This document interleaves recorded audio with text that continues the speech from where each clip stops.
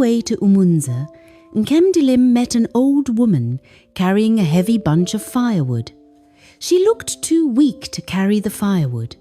Nkemdilim offered to help her, and the woman was very grateful for it. She carried the firewood, and together they made their way to the woman's hut. Her small hut was located inside a bush, and Nkemdilim wondered why the woman chose to live there alone. She gently dropped the firewood at her doorstep and turned to leave. The old woman thanked her for her kindness.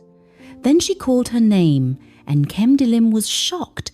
"Nkemdilim, my daughter, you have done a good job caring for your sister over the years. Your parents watching from the great beyond are very proud of you. Please, when you get to Umunze, handle whatever you see with wisdom. As for the bead, throw it into the flowing river of Umunze."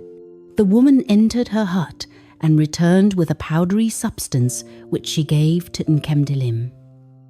"When you see Chibuzo, blow this substance on his face and he will be back to his senses."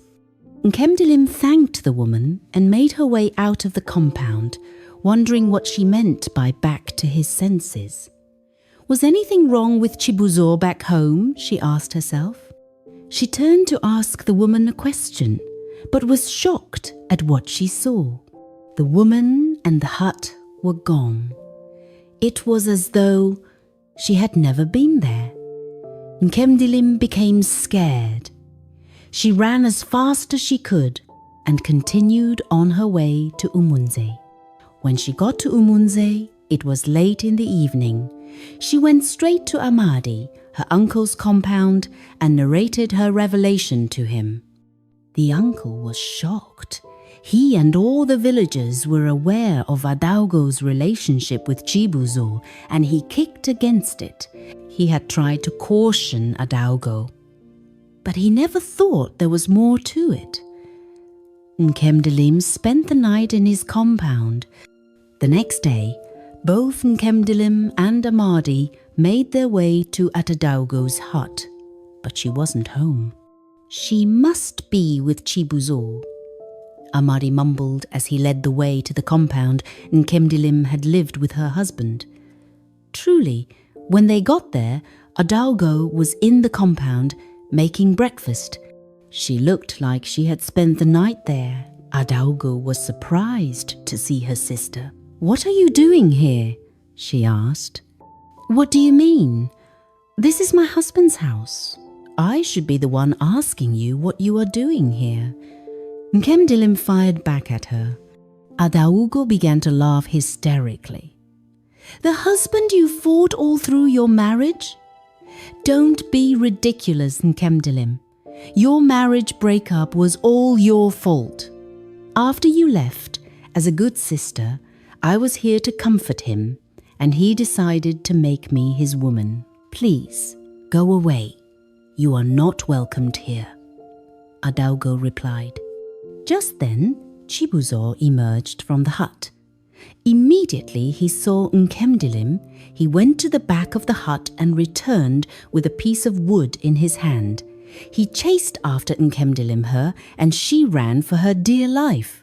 Amadi ran after them, begging him not to hurt his niece. "I don't ever want to set my eyes on you again," Chibuzo said as he returned to his hut. He didn't give her the chance to confront Adaugo about the evil bead. Nkemdilim ran back to Amadi's compound and burst into tears. She couldn't believe that Chibuzo could chase her like that. Just then, she remembered the powdery substance the old woman gave her, and then she understood that Chibuzo was acting under some diabolic powers. "I need to find a way to blow the substance on his face. But how do I do that when he doesn't even want to set his eyes on me?" she thought. Very early the next day, Nkemdilim went to Umunze River with the bead and began to cry. "This world is such a cruel place. How could my one and only sister do this to me? Now she has taken over my home and my man." "Gods of our land, I need your help now more than ever," she said as she threw the bead into the river. On her way home, she decided to stop by at Arinze's house. Arinze was Chibuzo's bosom friend and co-hunter. He was preparing to leave for the forest when she got to his compound. He was so happy to see her. Nkemdilim narrated her ordeal and findings about her sister Adaugo. Arinze was surprised. "I knew it. I knew something was wrong somewhere. Your sudden change of attitude towards Chibuzo didn't look ordinary to me," he said. He promised to talk to Chibuzo on her behalf. Nkemdilim thanked him and left. Arinze did his best to talk to Chibuzo, but everything he said fell on deaf ears. Chibuzo insisted he didn't want to see Nkemdilim anywhere close to his house. Every day, Nkemdilim cried herself to sleep. Adaugo's betrayal was too much for her to comprehend. Amadi's wife was always around to console her. The news of Nkemdilim's return spread throughout the village. Some people felt sorry for her, while others didn't. She was the cause of her marriage breakup. Let her deal with it, they said. About 2 weeks after she returned, Nkemdilim took out the substance given to her by the old woman. Without telling her uncle or anyone, she made her way to Chibuzo's compound. When she got there, she went straight into the hut. She saw Chibuzo and her sister playing lovingly. "What are you doing here?" Adaugo stood up and asked, shocked to see her, but Nkemdilim didn't reply her. Chibuzo got up to hit her, but before he could do that, Nkemdilim blew the powdery substance on his face. Chibuzo began to cough. After a while, he stopped coughing. Then he saw Adaugo standing beside him. The charm's hold on him weakened, and he was immediately irritated by her presence. "Why are you tying my wrapper?" he asked in anger. Adaugo stood glued to the spot, shocked at the sudden switch in Chibuzo's mood. "I thought I sent you away. Why are you here?" he said, turning to Nkemdilim. "Both of you! Get out of my compound this minute!" he roared. Nkemdilim and Adaugo ran out of his hut. Adaugo went back to their father's compound, while Nkemdilim returned to Amadi's compound. When she got to her uncle's compound, she began to narrate what had happened back in her husband's hut. She was still talking when Adaugo entered the compound. She went down on her knees and began to beg for forgiveness. "Adaugo, how could you? You gave your only sister an evil bead out of envy. Is Chibuzo the only man in Umunze? Why him, of all the men in this village?" "You have committed an abomination," Amadi asked calmly. Nkemdilim began to cry. Her sister, the one person she had trusted and loved so deeply, was the cause of her years of suffering.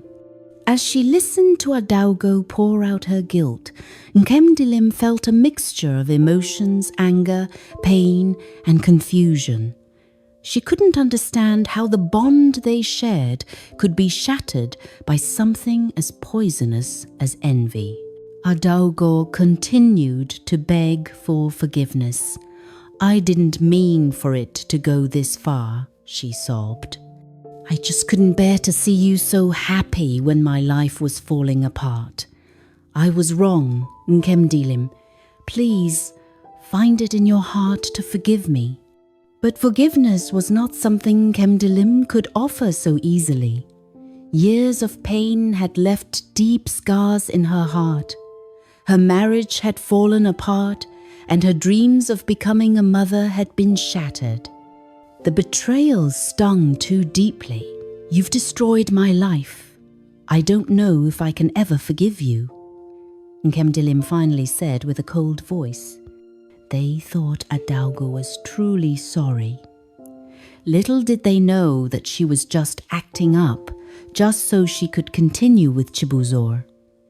Nkemdilim was about to get up and leave Adaugo there on the ground where she knelt down, when Adaugo dropped the worst news ever. "I am pregnant," she blurted out. Amadi and Nkemdilim were obviously thrown off balance.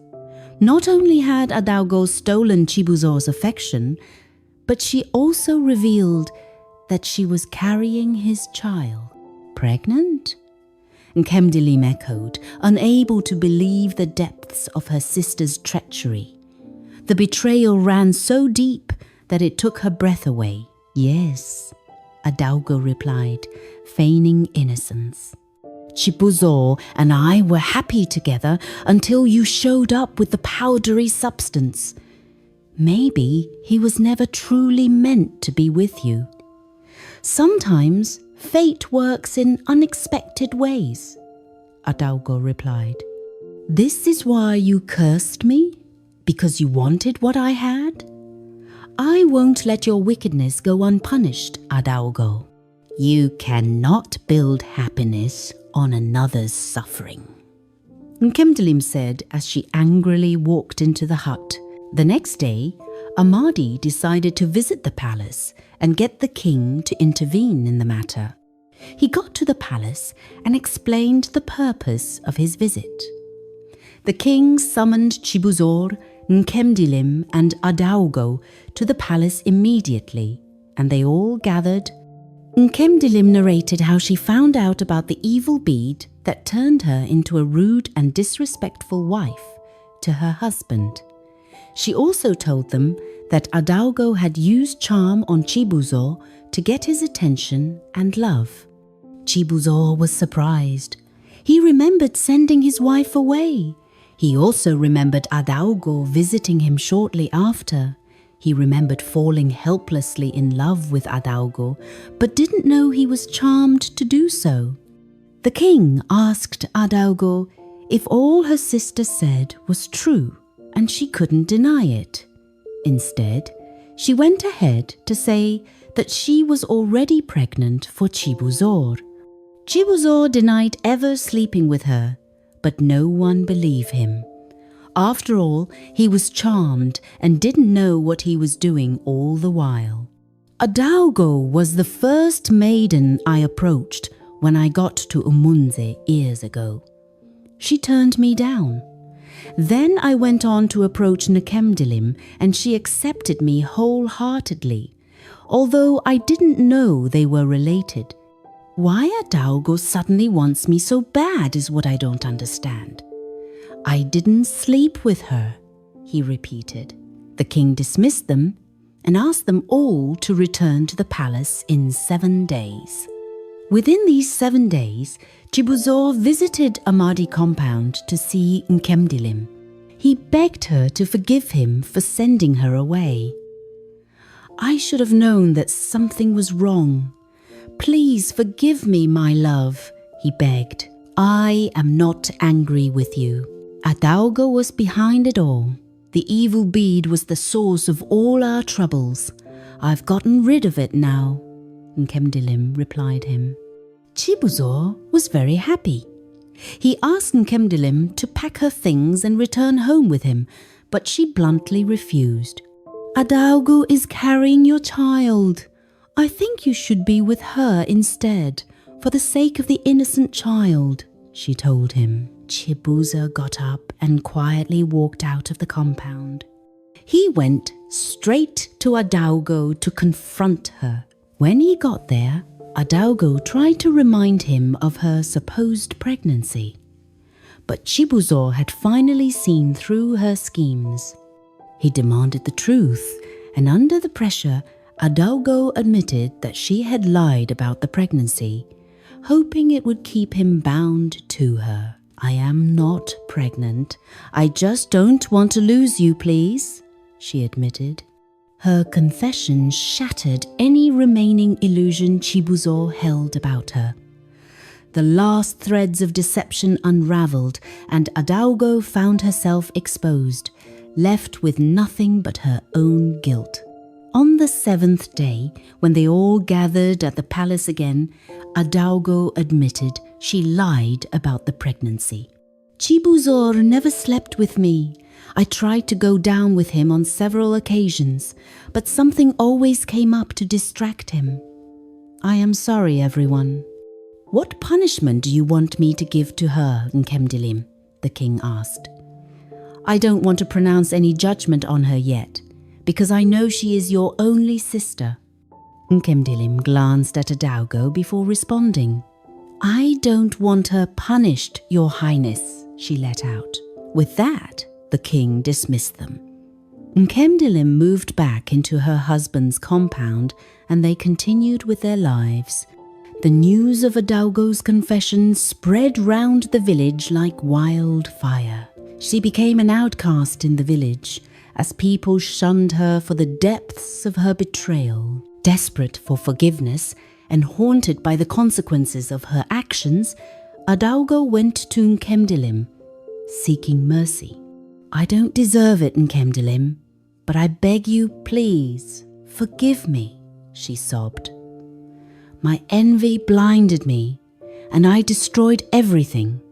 Nkemdilim, having found strength through forgiveness and the love she had rekindled with Chibuzor, looked at her broken sister with pity. She knew that forgiveness was the final act of healing she needed. With a soft voice, she spoke the words Adaugo had longed to hear. I forgive you, Adaugo. May this serve as a lesson to never let envy guide your heart again. Nkemdilim and Chibuzor poured their hearts into restoring their bond, sharing honest conversations and cherishing the love they had nearly lost forever. Months later, Nkemdilim discovered she was pregnant. The curse that had haunted her had been broken, and her heart was filled with a joy she hadn't felt in years. Chibuzor was overjoyed, and together they prepared for the arrival of their child. Nkemdilim had a smooth pregnancy journey, and at the end of it, they welcomed a beautiful baby girl. They had overcome adversity, healed from betrayal, and grown stronger together. The baby was named Adaugo. Adaugo was too ashamed to continue living in the village. The villagers laughed at her whenever she walked past, calling her a shameless loser. Very early one morning, she quietly packed her things and left the village. She never returned to Umunze again, but sent words to Nkemdilim, her sister, telling her that she was fine and that she shouldn't bother looking for her. Nkemdilim and Chibuzor continued with their lives and had 2 twin boys 3 years after the birth of Adaugo. Thank you so much for watching. Kindly subscribe to our channel and stay tuned for more amazing stories.